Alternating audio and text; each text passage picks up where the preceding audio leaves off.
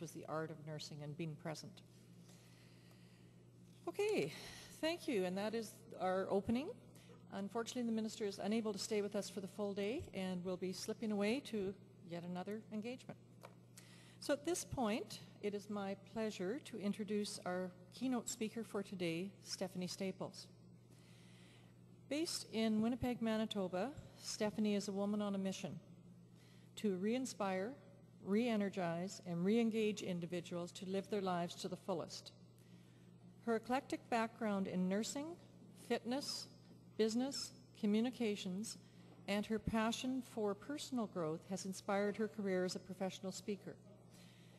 As the host of her own broadcast radio show called Your Life Unlimited with the Chorus Network, station CJOB based in Winnipeg, she's the host of, and as the author of numerous personal development products being used worldwide, Stephanie has created an experience that is being embraced by people from all professions. Stephanie will share tips, tools, and strategies for life support for nurses. Welcome, Stephanie. Thank you. And we'll find out what these are for. What's that? We'll find out what... You know, no offense, but I hate introductions because what I feel you hear when you hear the introduction is something like this. Because this is what I hear when I'm sitting in your spot. Blah, blah, blah, blah, blah, blah, blah, blah. Isn't that right? Isn't that what you hear? Because I don't think you care too much about what I have done or haven't done. I think you care about what's in it for me. And what's in it for me to sit and listen for this next hour, and what am I going to get out of this? Isn't that your question? What's in it for me? Let me ask you this. Does anybody have room for improvement in their life? A little bit? Lot? Really lot?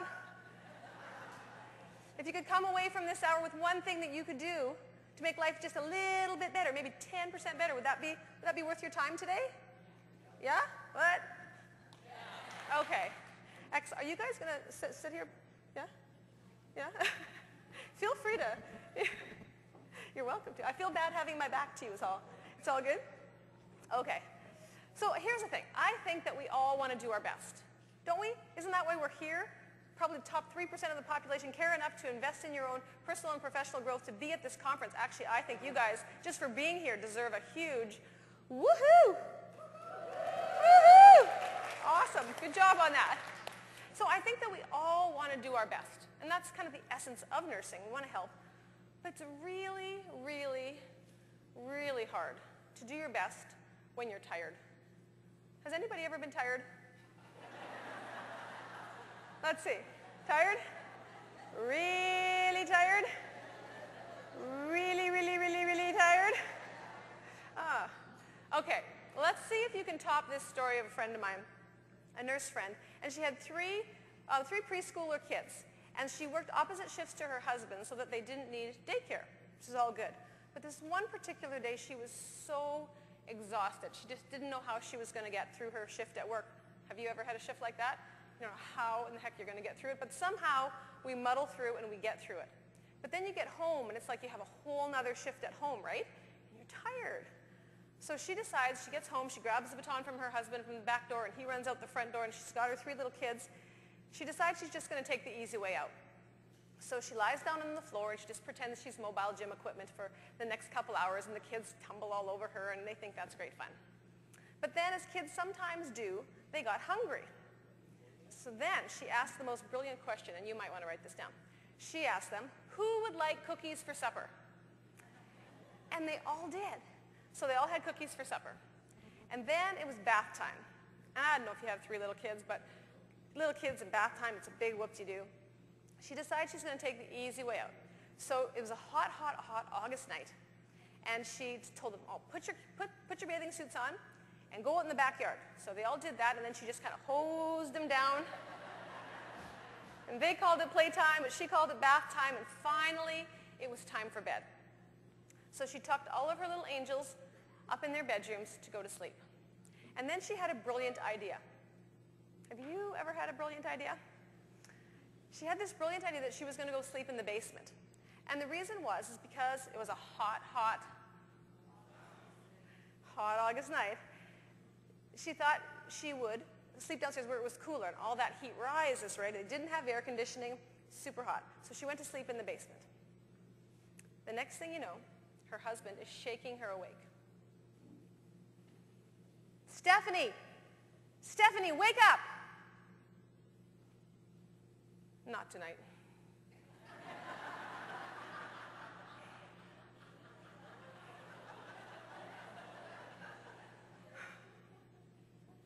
Stephanie, wake up! Does he have any idea how tired I am? Stephanie, do you know what's been going on in this house? I started paying attention. That's when we kind of pieced the story together of what had been happening in my house for the last 3 hours. Apparently, shortly after I had fallen asleep, our son woke up. Never wakes up in the night. And I'm a light sleeper. Mommy, Mommy, where are you? Don't hear him. No, Mommy. Wakes up his sister. Mommy, Mommy, where are you? No, Mommy. Wakes up the other sister. 3 of them calling. Mommy, Mommy, where are you? No, Mommy. Any parents out there? Anybody have parents out there? Anybody feeling my pain? If you've ever felt like the worst parent in the world, I probably have made you feel a lot better. No, Mommy. Eventually, the neighbors decided to take action. Oh, it's funny now. It wasn't funny then. So because it was a hot, and we had no air conditioning, all the windows were, and eventually the neighbors heard these kids calling. So the neighbors decided to take action, which would have been a good thing had we known our neighbors. But they were brand new neighbors. And they were recent immigrants from Poland, so they hardly spoke any English. But you know what? Parenting is parenting in any country, and I'm sure they wondered how we parented in Canada here, but luckily they didn't call Child and Family Services. They came into my house. The mother came over, the father came over, the teenage daughter came over, the teenage son came over, and just for good measure, they brought their dog, so not to scare the kids. So for over 3 hours, 7 people and 3 dogs frolicked in my house. One can only imagine what my husband thought when he came home from work at 11:30. And his wife is gone. His kids are having a party with his neighbors that he doesn't know. But luckily, he knows me so well. The first thing he said was, "Did anyone look in the basement?" And nobody had. And I didn't hear a thing. You can probably imagine how mortified I was when he told me. I just felt, you could probably imagine how I felt. I just, when I think about what could have happened to those 3 little kids in those 3 hours, I can't even let my head go there. I was mortified. The next day, I got myself to the doctor's office. And nobody was ever happy as I was to be diagnosed with pneumonia. Pneumonia! Excellent! So, I did the first thing any rational person would do. I went straight to the florist, and I bought flowers. And I took my flowers, and I took my doctor's note, and I went to my neighbors, and I said, "See, I'm sick. I'm not the worst mother in the world. I'm sick." True story, sadly. Here's my question to you. Did I just get pneumonia that day? I had been sick and tired and overwhelmed, stressed, and on my way to burnout for days, weeks, months. But I had that little piece of apparel on. You know what it is. Bun-da-da-da. I had the cape on. The I can do it all. The I don't need any help. The cape that says, I can't possibly call in sick to work because then I'd leave everybody short. And then I'd feel, and surely I am so important that if I step out of the world for a minute or a day, everything will collapse without my presence. Does anyone else have that feeling? Stand up if you do. Let us unite. Woo, super people unite.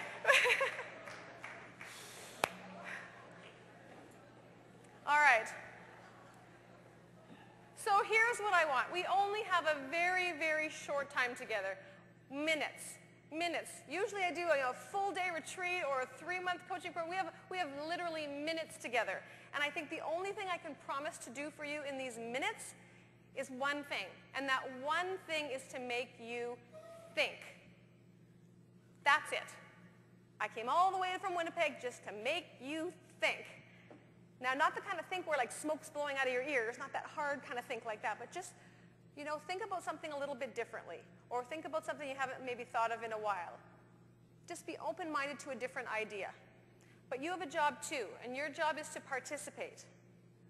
So my job is to make you, and your job is to, okay, so when I say participate, I mean to whatever level you feel comfortable, and then 10% more, okay? So if you were thinking of like raising your hand like this, 10% more might be like this, okay? If you were gonna go woohoo like this, you might go woohoo like this, okay? So my job is to make you, and your job is to, so like that was about a 60%, so let's raise it up a bit. My job is to make you, and your job is to, you feel the difference there? I felt it, thank you. Okay, so here's the first thing I'm gonna make you think about.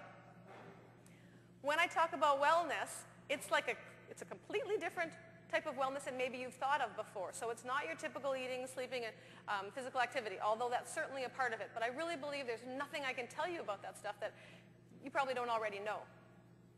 But here's what I want you to do. Well, you know what? These guys probably already know everything, right? They probably don't even need, you probably don't even need to know this. But we'll just do a little test just to see if what I'm going to talk about in the next little while is relevant. If you take extremely good care of yourself, I would like you to go to this side of the room. If you don't, I would like you to go to this side of the room. Hold on. This will require getting up and moving. So I'll repeat the question. I take extremely good care of myself. Go that way. I don't take extremely good care of myself. Go that way. Couple of caveats here. There is no middle. No middle. I do or not so much so. The other thing, it's what you think. Sorry, not what your colleague thinks, not what your friend thinks. I've had people go, you shouldn't be over there. No, it's what you think today, how it feels for you. I take extremely good care of myself, not so much so. Go.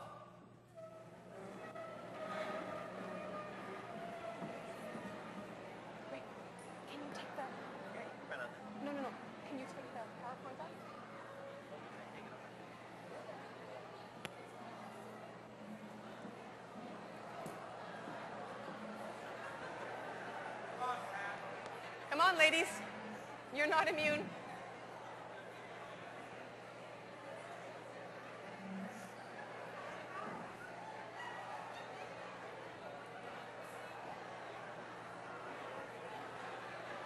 Oh, dear.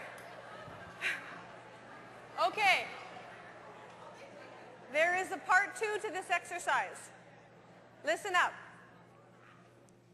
Okay. If you are happy with the side of the room you're on, come to the front of that side. If you're not so happy with the side of the room you're on, go to the back of that side. Go.